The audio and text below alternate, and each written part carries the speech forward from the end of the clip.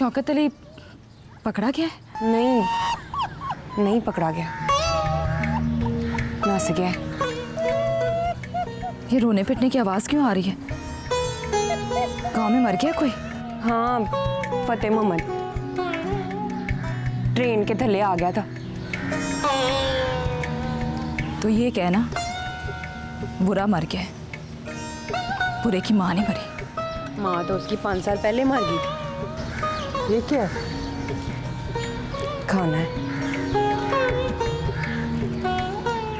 मैंने सोचा शौका टूट गया तो लड़ाई किस बात की। लड़ाई लड़ाई माफ। अब्बे की कसम, इसमें कोई तवीज धागा नहीं है। पराठे हैं आलूओं के, और आलूओं पे जादू नहीं होता।